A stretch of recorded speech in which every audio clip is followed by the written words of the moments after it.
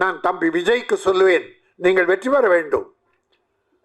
ஆனால் எம்ஜிஆர் செய்ததிலே ஒரு 15% அல்ல 20% தொண்டு செய்யுங்கள், இறங்கி வாருங்கள், மக்களோடு பழகுங்கள். மேடையில் இருந்து கொண்டு புஷி ஆனந்தை அறிக்கை விட சொன்னால் மக்கள் ஏற்றுக்கொள்ள மாட்டார்கள். நடிகர் விஜய் இது ஒரு சூப்பர் ஹீரோவா இருந்து அதிக சம்பளம் வாங்குற அந்த நடிகர் புதிதாக ஒரு தலைவராகி இருக்கிறார். தமிழக வெற்றி கழகம் துவங்கி இருக்கிறார். தமிழ் திரை உலகம் சார்பில் அவரை எல்லா சார்பிலும் வாழ்த்துகிறேன். வெற்றி பெற வேண்டும், இல்லை முதலமைச்சராக வேண்டும் என்ற எண்ணத்தோடு ஆரம்பித்தால் அதற்கென்ன சில வழிகள் இருக்கிறது. கட்சி ஆரம்பிச்சிட்டவங்கெல்லாம் காணாம போன்னு பார்க்குறோம். ஆனால் வெற்றி பெற வேண்டும் என்றால் புரட்சி தலைவர் முதலமைச்சர் ஆயிட்டாரு அப்படின்னா அவர் அடிச்சுவடை கூட தொடுவதற்கு இன்றைக்கு யாரும் இல்லை. அவர் எப்படி இருந்தார்? காங்கிரஸில் இருந்தார் முதல்ல, பிறகு திமுக வந்தார். திமுகவில் உழைத்தார், மக்களை சந்தித்தார், இறங்கி கிராமம்லாம் போனார், மக்களோடு மக்களாக வாழ்ந்தார். அண்ணா சொன்னார், ஒரு கனி என் மடியிலே விழுந்தது, அதை என் இதயத்திலே வைத்துக் கொண்டேதான், அதுதான் இதய கனி எம்ஜிஆர் என்றார். ஆக அந்த அளவுக்கு எம்ஜிஆர் தன்னுடைய வருவாயை, வாழ்வை ஏழை மக்களுக்காக அர்ப்பணித்தார். காரணம், அவர் சிறு வயதிலே சாப்பாட்டுக்கும் கஷ்டப்பட்டார். அந்த கஷ்டம் ஏழைகள் படக்கூடாது என்று அவர் பாடுபட்டார். நான் தம்பி விஜய்க்கு சொல்லுவேன், நீங்கள் வெற்றி பெற வேண்டும்.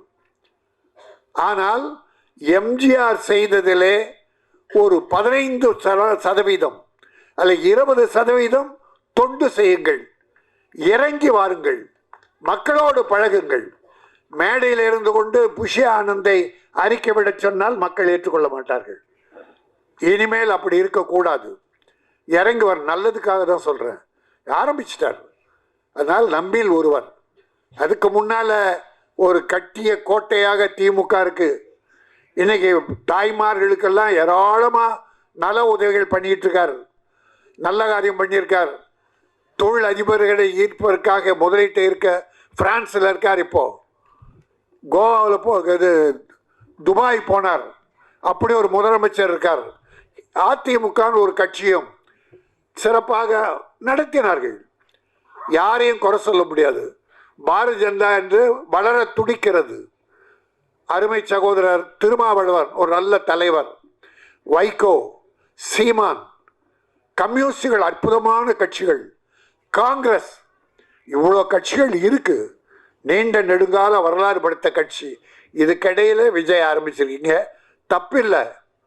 இனிமேல் நீங்கள் எப்படி நடந்து கொள்ளப் போகிறீர்கள், என்ன கொள்கை வகுக்கப் போகிறீர்கள், மக்களிடத்து அதை எப்படி சேர்க்கப் போகிறீர்கள் என்பதை வைத்து மக்களின் ஆதரவை பெருகினால் நீங்கள் வெற்றி பெறுவீர்கள். எல்லாம் உங்கள் கையில் தான் இனிமேல் இருக்குது. யாரையும் நம்பி விட்டுறாதீங்க, நேரடியாக வாங்க. தலைவர் காமராஜ், அம்பேத்கர், பெரியாரை படியுங்கள் என்று ஒரு அறிக்கை சொன்னீர்கள். நான் இன்னொன்றும் உங்களுக்கு சொல்லுகிறேன், பேரறிஞர் அண்ணாவை படியுங்கள், டாக்டர் கலைஞரை படியுங்கள், புரட்சி தலைவர் எம்ஜிஆரை படியுங்கள். இதையும் சேர்த்து படியுங்க. மிகச்சிறந்த தலைவராக வரலாம். எல்லோர் சார்பிலும் நம்ம யாரும் கான்ட்ரவர்சியாக பேசலை. வந்துட்டார், நம்மில் சினிமா உலகை சார்ந்தவர். அவர் நல்ல சக்ஸஸ் ஆகணும். ஆனால் நல்ல அறிவாளித்தனமாக என்ன பண்ணியிருக்காரு, ஒரு தடவை திருநெல்வேலி போய் வெள்ளத்தால் பாதிக்கப்பட்டவர்கள் நேரடியாக கொடுத்துருக்காரு. குட், நல்ல விஷயம். இப்போ ஒரு நல்ல குழு போட்டு சில குழுக்களை அமைச்சிக்கிட்டு இருக்கார், நல்ல விஷயம்.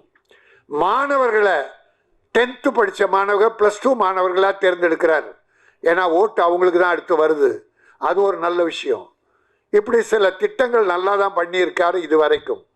இனிமேலும் அது சிறப்பாக இருந்து மக்களோடு வாருங்கள், மக்களுக்காக வாழுங்கள். இன்னொன்று நான் வாழ்த்துறேன், 200 கோடியே சம்பளம் சொல்கிறாங்க.